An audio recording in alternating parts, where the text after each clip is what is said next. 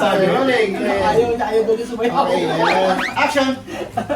Ano po yung mga binabash? Na parang, ano daw po, ginagamit lang daw po niya, yung mga Africans, ganyan-ganyan, sa mission niya. Pero ang totoo po talaga, Pangalan niya ba? Sayang po, sa Tilenlen. Nene? Lenlen. Lenlen. Lenlen lang itawag sa'yo. Kaysa ligaya, mamili ka. Ligaya ang tawag mo sa akin. tawa na rin. Chuche, no? Chuche na, no? Oh. Madam Lenlen. Maglen, okay lang may salamin tanggalin natin. Okay. Oh, sabi ko siya tanggalin eh. Yan. Okay. Ayan. Tapos kay Sir Julius ang konting ngayon throughout yan. Okay, beautiful. Ayan, sige. Di ba malakas mo yung boses ha, huwag kang mahina. Tapos huwag yung tatapikin mo. Huwag kang bubulol. Okay. Galing. So, Ma'am Len, ano po yung naging reaction nyo nung inuwi ni Sir Raul yung mga taga-Africa? Before naman po kasi niya inuwi yun, pinagpaalam po muna niya sa akin. Tapos nung sinabi po niya sa akin yun is 1 year pa before naman po umuwi. Kaya pag-isipan na po namin kung ano talaga, kung kahit, tinanong kasi niya ako kung payag ba ako, yun po muna unang tanong niya sa akin. Siyempre po una, hindi naman po ako agad umuo. Kasi parang po isipin ko po, parang ang hirap naman po na ang dami yun eh, kasi buong family yun eh. Pero nung sinabi naman po niya sa akin na kaya naman daw po niya na i-provide kung ano yung kailangan ng mga bata kasi naawa nga daw po siya kasi yung mga bata doon. Yung iba po yung kay Kasinda doon. Kaya para sa akin po, wala naman po naging problema. Okay. So, maliban sa napag-usap, pero bakit po talaga kayo pumayag? Kasi po lagi niya sinasabi sa akin, parang may calling daw po si Lord sa kanya eh. Siyempre po, di na po ako kontra doon. Si Lord na po yung... Baka magalit si Lord. Pero, yun nga, so parang naging mission sa asawa mo, no? So, ano masasabi mo dun sa sense of mission niya ngayon? Talaga ba likas sa kanya yung Opo, pag-ibig? ganun po talaga siya. Lahat po nang humingi sa kanya ng tulong, wala po yata siya hinihindihan. Kaya parang nasanay na din po ako na ganun siya. Oo. At ano sa anong pakiramdam mo bilang isang asawa na ganun ang gawain ng iyong... Siyempre po, nakaka-proud po. Dahil nakakatulong po siya sa iba. Ano pong reaction niyo po dun sa mga hindi nakakaintindi na kumbaga parang nagbabash sa asawa niyo? Dati po kasi, pag may nababa siya, ako po talaga yung affected. Lagi po niya sinasabi sa akin na wag daw po akong magbasa ng mga comment, mga gano'n. Kasi po, hindi ko naman po maiwasan hindi magbabasa. Nung una po talaga, syempre nasasaktan po ako para sa kanya. Pero kalaunan po, sige, hindi na din po ako nagbabasa. Kaya nasanay na din po Ano ako po yung mga binabash? na parang, ano daw po, ginagamit lang daw po niya, yung mga Africans, ganyan-ganyan, sa mission niya. Pero ang totoo po talaga, hindi naman po niya pinilit sila Chamame. Sila Chamame po talaga ang sumama sa kanya. Kasi po ako po talaga nakiusap sa kanya personally na umuwi na po siya. Dahil lumalaki po kasi dalawang bata na wala po siya. Tapos sabi po niya, 1 year pa mami. Sabi niya sa akin, dahil kumain naman po ako na 1 year pa. Hindi ko naman po in-expect na yung 1 year na yun is may kasama po siya. Yun nga po yun, yung kasama sila. Nakiusap po sa kanya na sumama daw po. Dahil ang una po kasi nagbakasyon dito nun is si Chamame ko. Parang sinama po namin siya sa school ng anak namin. Tapos parang nakita po niya yung mga bata, ang ano daw po, ang neat daw po ng mga uniform ng mga bata, sa ayos daw po ng mga yung classroom, yung mga gano'n, parang maganda daw po yung education dito sa atin. Parang doon po siya unang ganyan na dalhin po dito yung mga anak niya. Din po. Ikaw, kamusta naman ang relasyon mo dun sa family? Okay naman po kasi po sa araw-araw po na pagpasok nila sa school, ako po talaga kasama ng mga bata. Kaya nasanay na din po ako. Nung umpisa po, nag-a-adjust po. Kasi po hindi ko naman po alam yung mga ugali nila. Pero kalauna naman po, napapag-aralan naman po yung ugali nila. So, ano na po yung mga... So, ngayon, paano ka na nagre-react sa mga bashers? Ako alam, hindi ko naman ako masyadong ina-entertain po. Kasi hindi naman po nila alam po ano yung totoo yung nangyayari. Kasi nakikita lang naman po nila, ilang minuto lang po sa video. Yung ganun. Kaya po sinabi niya, masasanay din naman po ako na gano'n na basta kung ano lang po yung talagang alam namin na totoo, yun lang yung... Pero syempre nasaktan ka rin. Opo, talagang nasasaktan po ako. Noong una nga po, nagagalit pa ako sa kanya. Stop na nga yung ano kasi ang dami naman nilang sinasabi sa'yo, ganyan-ganyan.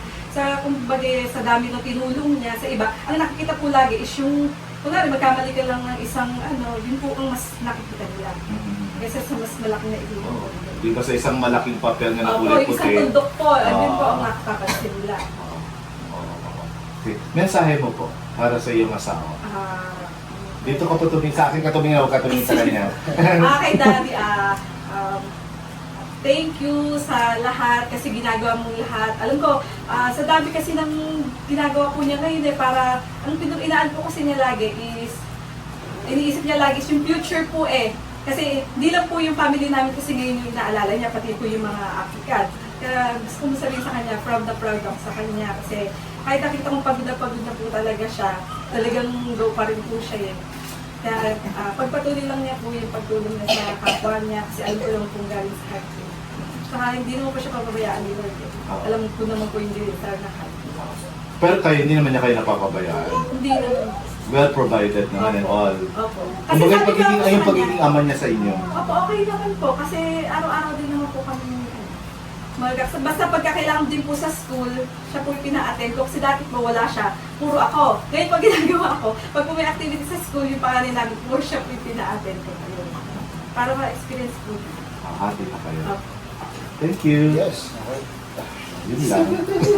Hindi ka naghanda. Hindi ko nga alam. Hindi ako nga. Tapos kunan na lang kayo pong family. Ayan, kukunan. Doon naman kayo. Sige, paano gagawin natin? Kinabahan ako dyan. Saying girl. Ay, kanina ba to? Okay, Kuya Alfred. Yan na. Rolling. Ayaw doon yung sumayaw. Okay, action! Hindi na kasi ako si Kuya, pero punta na sa SM, di ba? Ano lang sa SM? Bibili. Bibili tayo sa SM. Anong laruan bibili natin sa SM? Pipili ka? Pipili ka, ha? Yung egg na lang. Yung pala gusto mo Tapos, ano pa, bukod sa, sa toys, ano pa bibili mo sa SM? Toy lang. Subo. Tapos, paglalaro ka? Punta ka sa Pizuna? Hindi, sabi mo, dino, apon, 1, 2 na. Kapag sabi ko, masakit Pizuna? Saan? Pangit. Sa pagkapatuloy po ng ating video mga amigo, nandito po tayo sa Casa Guiana. At ayan po, dito na po tayo mag-shoot para sa interview. Kaso medyo mainit po, hindi pala medyo mainit, sapak ng init. Ang init! Ewan ko sa Casa Guiana o sa kabila po. Pwede mo sa kabila, depende sa kanila. Saan nyo ba gusto? Dito sa kabila. So okay naman na rito sa part na to. So sisilipin daw nila mga amigo kung saan po pwede. Okay lang. Tayo Nung tatanong sa akin. Galing to writer Yan, okay. Okay na. Okay, lang. Tingin ko sa'yo o Sa Sir akin. Julius? Tingin ko. Okay. So, Sir Raul, paano mo ba nakilala itong African family? Nakilala ko yung mga Afrikano nito, yung pamilya Matinga. Nung time na ako'y nasa resto, kumakain, yung isang anak niya na si Misma ay nagugutom at saka si Lilia, yung kaibigan ni Misma. That time, pinakain ko sila sa resto na kinakainin namin kaysa bigyan ng pera.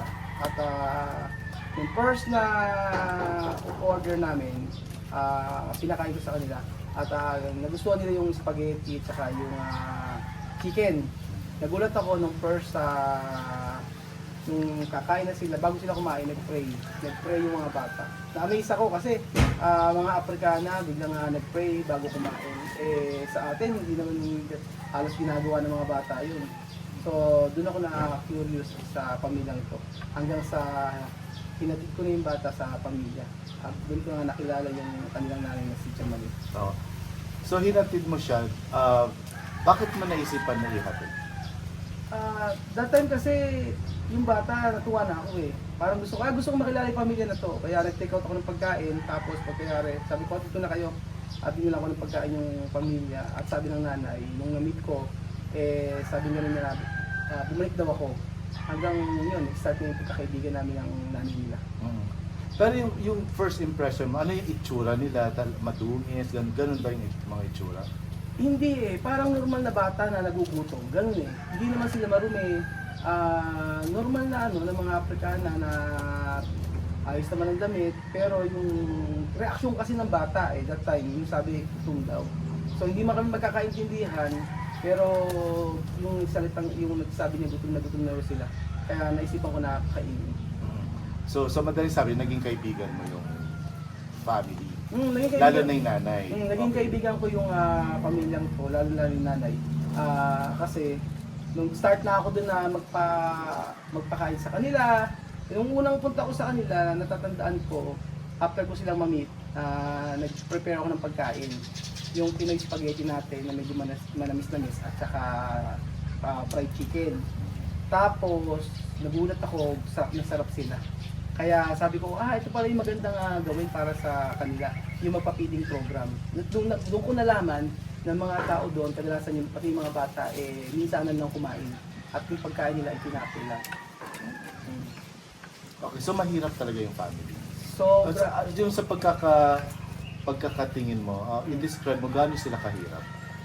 that time na na-meet ko kasi sila, nasunugan sila ng bahay. So, talagang walang-wala sila.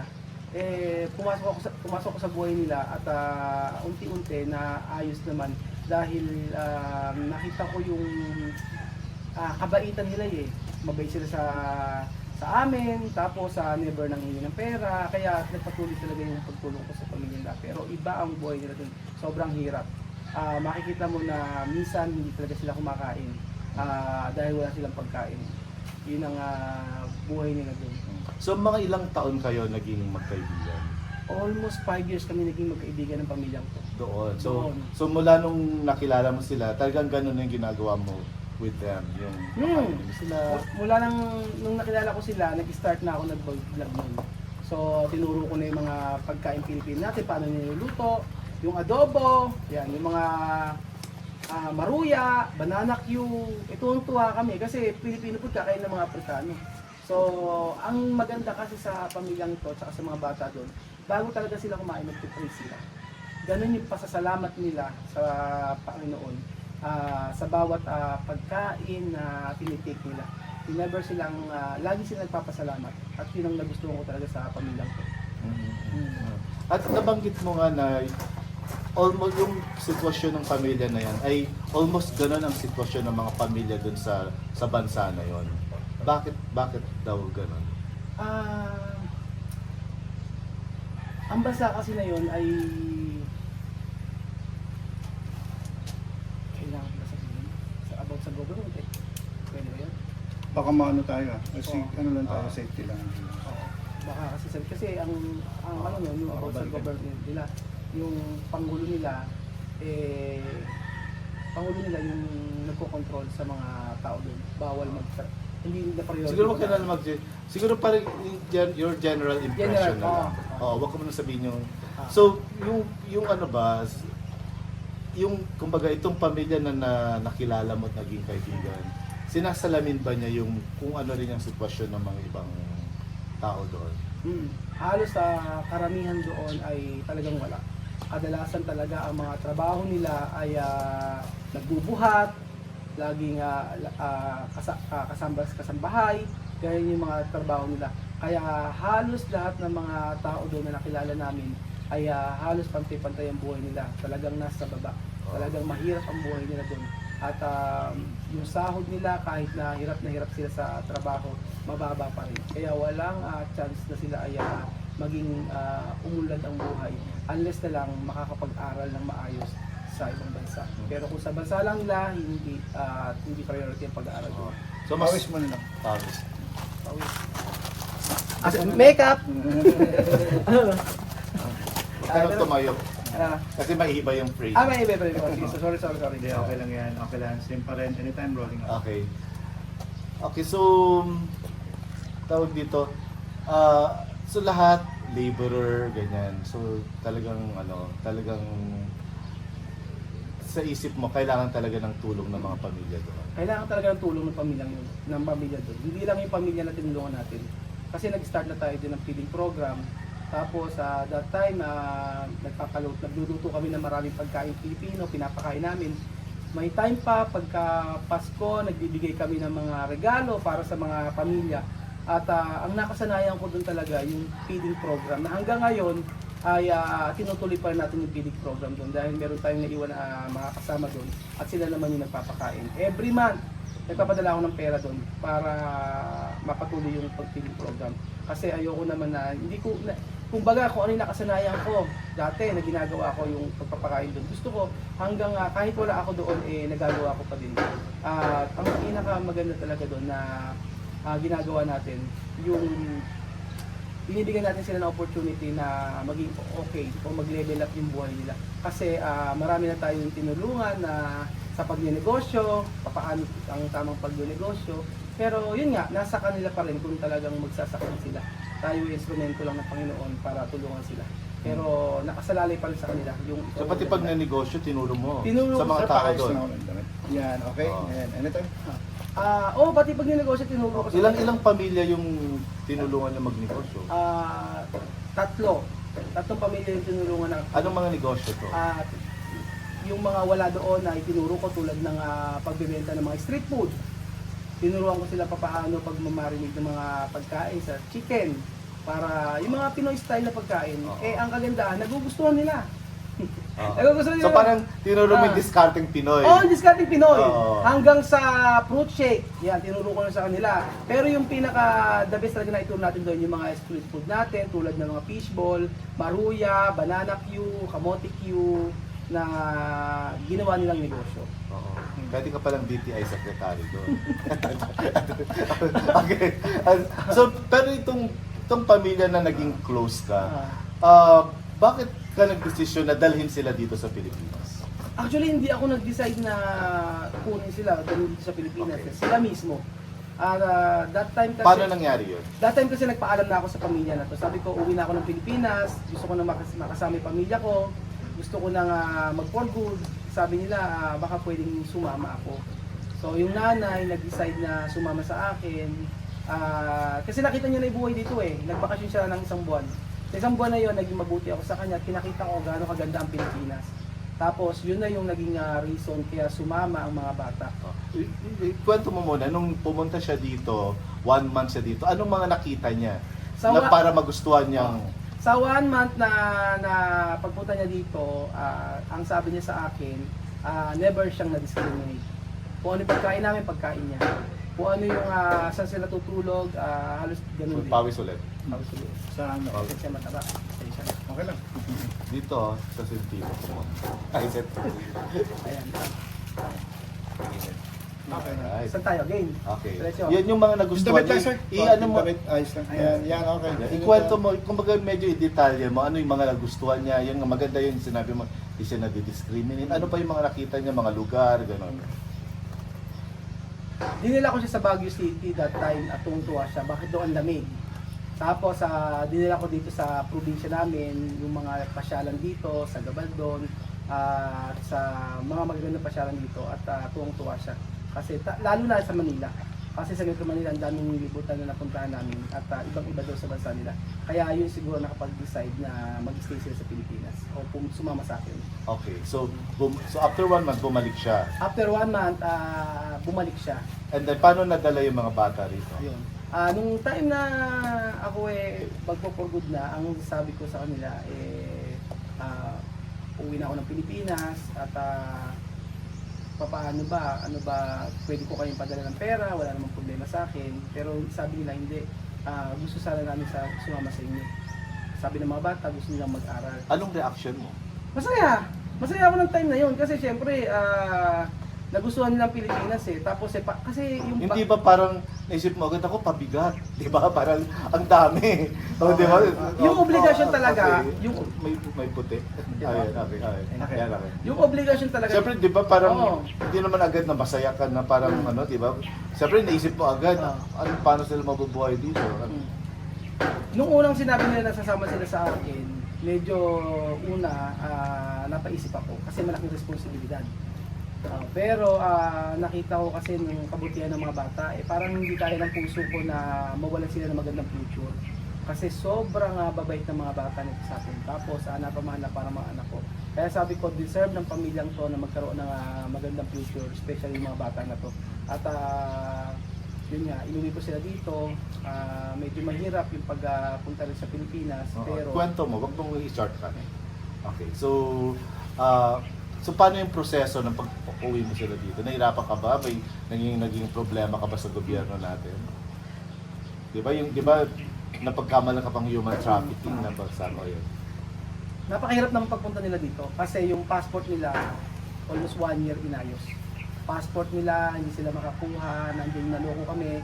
Meron kami mga pizza na kinuha doon para makakuha lang ng passport. Tapos, after 1 year, lumabas yung passport nila at tuwang-tuwa sila. Nung nakabili na akong ticket, masaya-masaya silang lahat. Sobrang saya. Tapos, hindi pa yun ang pinakamahirap. Mas mahirap pa yung pagpasok nila sa Pilipinas. Kasi yung pagpasok nila sa Pilipinas, 2 hours ako interrogate ng immigration officer. Oo, Tapos, bakit daw? Syempre, Sabihin mo, nung time na nasa immigration kami, may lumapit sa akin agad. Pagbaba pa lang namin ng aeroplano, may immigration officer na lumapit sa akin. Sabi sa akin, sino mga kasama mo na yan? Bakit kasama mo yan? Lahat, tinanong nila. Tapos, in-explain ko naman talaga. Sinabi ko totoo sa kanila. Ang sabi ko sa kanila, sila yung magbabakasyon dito sa Pilipinas, mga kaibigan ko sila, nagpa-vlog kami, ganyan, pinakita ko yung vlog ko. Pero, syempre, may mga proseso. So, pwede pakisarado nga muna. Ito na. Okay, rolling. Ito na. Ayan. Medyo, sana ba ako? Wala ako. yung proseso ng pagpasok. Yung proseso na pagpasok dito, halos 2 hours na ako na-interrogate ng immigration officer.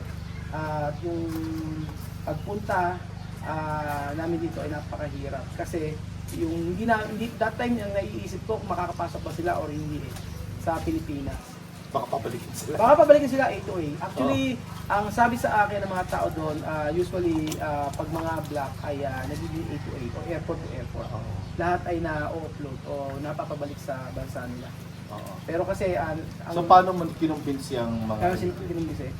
Kinumbisi ko sila kasi yung dahil sa pagbablog, pinakita ko talaga. Sabi ko, nagbablog kami, ito ako yung reason kung bakit pupunta sa Pilipinas, babakasyon sila. Tapos, that time, natatandaan ko may isang immigration officer na lumapit sa akin. At sabi niya sa akin, Sir, good job sa mga ginagawa mo. Sabi niya sa akin. So, Yun pala follower mo. yung follower ko. Tapos sabi niya, okay na yan, palabasin niyo na. Tapos paglabas namin ng airport, yung mga tao, tuwan-tuwa. Kasi ang dami namin follower doon, ang dami sumalubong sa amin, punong-puno yung halos sa baba ng airport. Tuwan-tuwa sila. So alam nila na pagdating ka? Alam nila na darating kami. Nang pagdating namin, talagang tuwan-tuwa yung mga tao, ang daming sumalubong sa amin.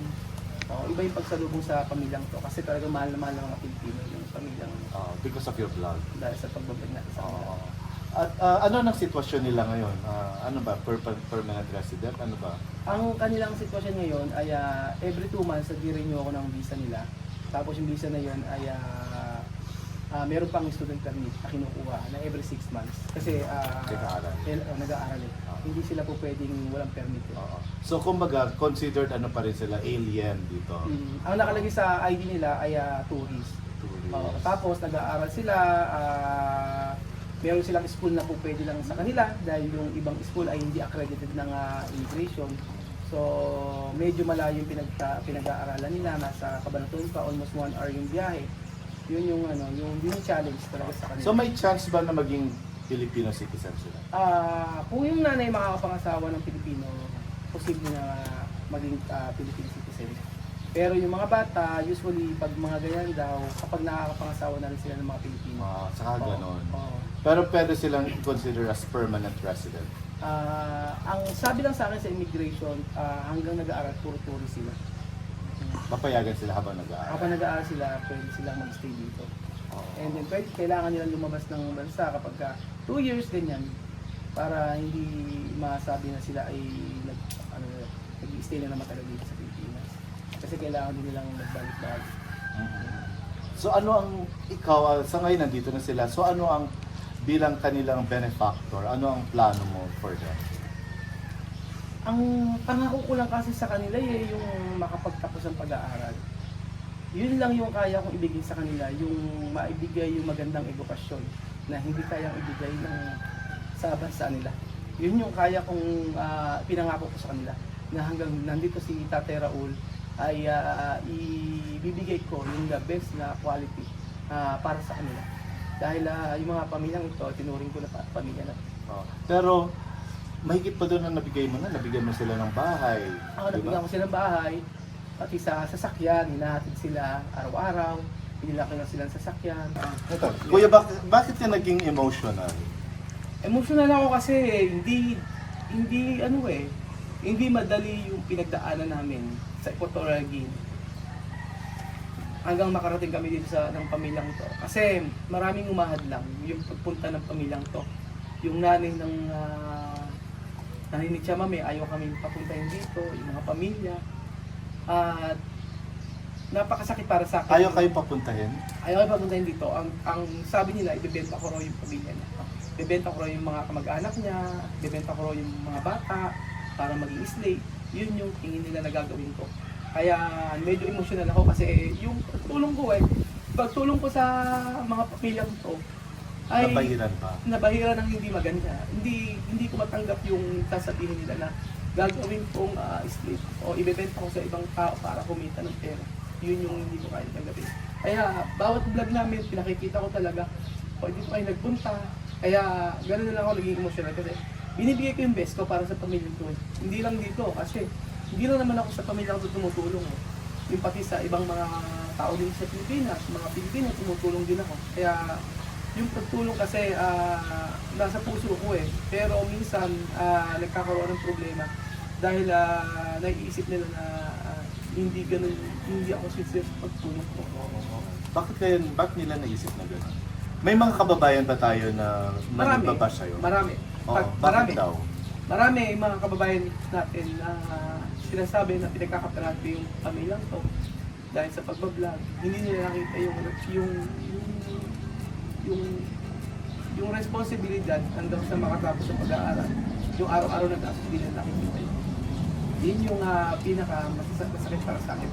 And then yung may mga kababayan tayo na sa bawat video, sinusumbong kami, kagaya yung pag-video ko sa school, sinusumbong kami sa DepEd, hanggang sulatan na dahil doon nag-video kami sa school, yung mga ganyan, na meron pa yung tulad naman ng teacher.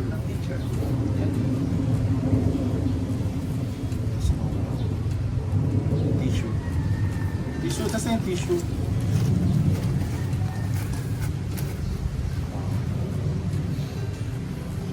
Matindi pala yung mga pinagdadaan. Oo, marami. Matindi pinagdaanan ko bago makuha yung pamilya ko. Kasi yung kahit nung nasa pag-uwi pa lang namin, yung nanay niya, sabi niya nun, gusto niya ipakasal ako sa Pecha Mame na kung talagang gusto ko kuha yung pamilya, hindi na unawaan na ang relasyon ko lang sa pamilya ko sa nanay na ito ay kaibigan lang. Gusto niya na ipakasal ako sa kanya para daw sure daw na magiging okay daw yung pamilya, yung anak niya, yung mga apo niya, yung mga ganun. Tapos dumating pa sa point na may mga tinulungan ako doon na tinulungan mo na gusto ka pulis. Ganun. Meron time na tinulungan ko tapos gusto nila makuha pa nila yung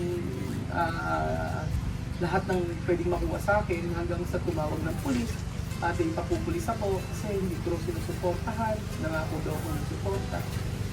Ang lagi ko namang pagtulong yung kaya ko lang. Pero inaabuso kasi yung pagtulong na ginawa ko doon. Marami kong tinulungan na naabuso yung pagtulong ko. Kaya medyo emotional ako kasi yung pagpunta namin dito ay napalitan ng kasiyahan dahil naging okay yung pagpupagod namin dito. Oo. Anong sagot mo doon sa ginagamit mo sila for your vlog? Bawat ginagastos ko sa akin, sa pamilyang to, ay kita ng vlog. Ngunit yung pagtulong ko sa pamilyang to ay hindi naman natatapos lang sa 1 taon, 2 taon. Ito ay pagtulong hanggang kailangan nila. Ang pagtulong ko sa pamilya ko ay gagawin ko hanggang sa makakaya ko. At yung pagtulong ko ay hindi lamang sa pamilya ko, kung sa mga taong nangangailangan dito sa bansa na hanggang ngayon ay ginagawa ko, pinagpapatuloy ko kung ano yung nasimula ko sa akin. Yung pagbablog mo sa kanila, ano bang purpose mo doon? Para ma-monitor sila ng ibang tao? Yun ba yung gustong mangyari doon? Kasi di ba parang ano na lang parang incidental na lang na kumikita yung vlog mo because di ba pero ano talaga yung intention mo? Bakit mo sila sinasama sa vlog mo? Intention ko sa kaya ko sinasama sila sa vlog dahil gusto ko na maipakita yung kultura natin, na pagkain natin ng Pilipino na pwedeng kainin din ng ibang lahi at pwede rin palang isang lahi ay mamuhay na parang Pilipino para maipakita natin yung kultura natin, tradisyon natin sa ibang lahi na hindi lang tayo mga Pilipino ang pwedeng magmahal sa kultura natin kung hindi pati ibang lahi. At sa'yo hindi paggamit yun? Sa akin hindi pagamit dahil lahat naman ng pangangailangan nila ay ibinigay ko at ibibigay ko hanggang sa abot ng aking makakaya. Kumbaga, hindi siya exploitation kasi kumbaga hindi mo pinapagawa sa kanila kung anong gusto mong gawin nila. Walang ganon. Never. Lahat. So, i-klaro natin yun. Sa lahat ng vlog na ginagawa ko, sila ang may gusto nun. Lahat ng ginagawa ay pamumuhay namin, pinakikita lang namin kung anong buhay namin dito sa Pilipinas. Kumbaga, ano yun, ano tawag doon? Kasi sabi, Spontaneous siya. Hindi mo siya dinidirect na ganito gawin mo. Hindi ganon. no, never. Lahat ng ginagawa namin walang script at walang pagpapanggap. Kung anong buhay namin dito, ipapakita namin. Kung ano yung buhay na meron kami sa Africa, hanggang sa Pilipinas, ipapakita namin. Dahil kung mahal kong Pilipinas gusto kong ipakita sa lahat ng Pilipino na meron din magmamahal sa bansa natin, sa kultura, sa paniniwala, hindi lang tayo. Ano naman ang sagot mo dun sa, ba't ka tumutulong sa ibang lahi? Dito sa Pilipinas, ang daming may hirap. Yung pagtulong ko sa ibang lahi, sa mga Aprikano, ay nasimulan ko yun. Pero syempre Pilipino ako, hindi ko po pwedeng hindi tulungan ng kapwa ko Pilipino. Tumutulong ka rin? Tumutulong ako dito sa Pilipinas. Marami na rin ako natulungan dito.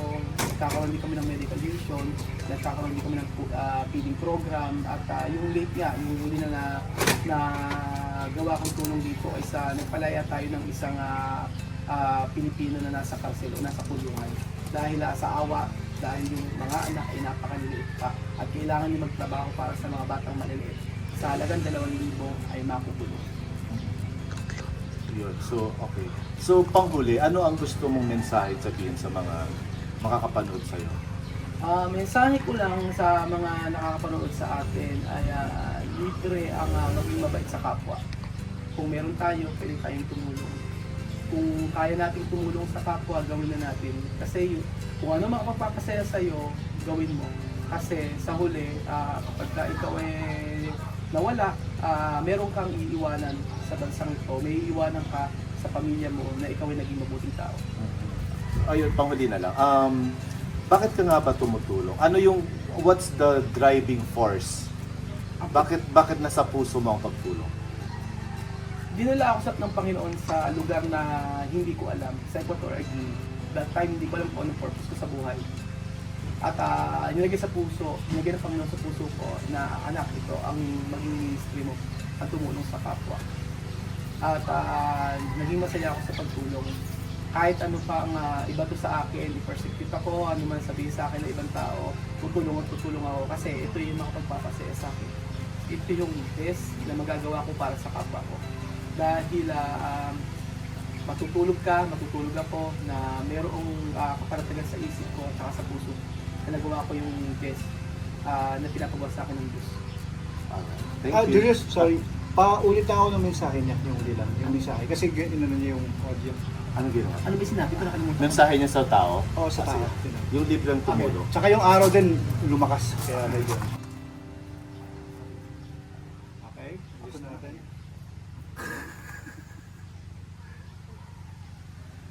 Mensahe niya lang sa tao. Yun lang. Medyo tumakas ang araw eh. Okay, wait lang, sir. So, anong mensahe mo sa mga makakapanood sa'yo? mensahe ko sa mga tao na makakapanood sa akin. Alam niyo, libre lang po maging mabait eh. Gawin niyo lang po yung gusto ng puso niyo. At gawin niyo yung makakabuti para sa kapwa niyo. At for sure, pagka ikaw ay natulog, makakatulog ka na may kapanatagan sa puso mo at sa isip mo. Yung pagtulong sa kapwa ay libre lang. Kung meron kang pagkakataon o meron kang chance para makatulong, gawin mo na. Dahil sa huli, ang Diyos ang nakakakita sa lahat ng ginagawa natin. Alright, okay yun. Mas magayon. Thank you.